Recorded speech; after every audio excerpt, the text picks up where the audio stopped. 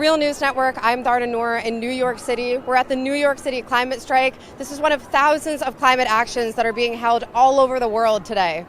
Over 3 million people took to the streets in Australia, Asia, Africa, Europe, and North and South America on Friday to demand that world leaders treat the climate crisis with the urgency it deserves.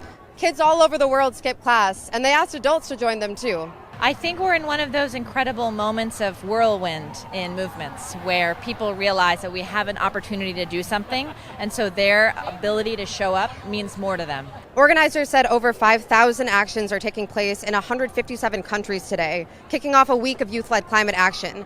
They say 3 million demonstrated on Friday, and that it was the largest youth-led demonstration in history. We spoke with youth climate leaders and participants here in New York City. It's integral for young people to be involved in this moment because young people have the deepest sense of urgency about this issue. Our whole lives are at stake. Our whole futures are at stake.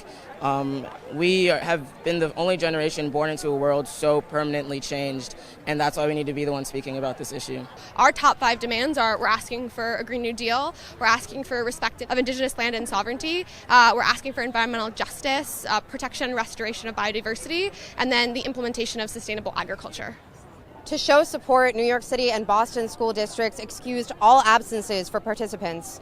Our reporter Jessel Noor also spoke to the hundreds of people in the streets in Baltimore.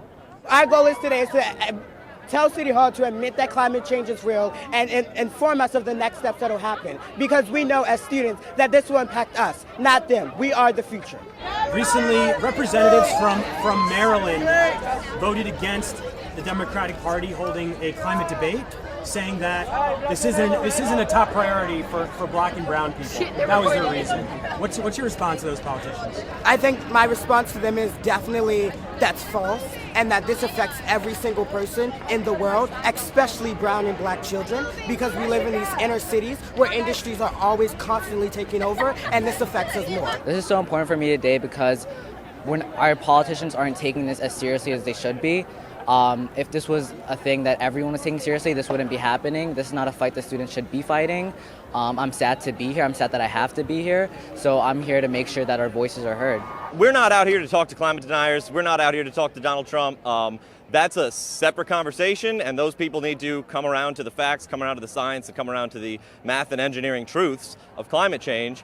But we're here to talk about the people who know that climate change is a problem, believe in it, and are being absolutely feckless, cowardly, weak, and pathetic in their solutions to it so far. Friday's action falls on the 2-year anniversary of Hurricane Maria's devastating landfall in Puerto Rico, which killed thousands. It also comes just days before the United Nations holds their Climate Action Summit here in New York City.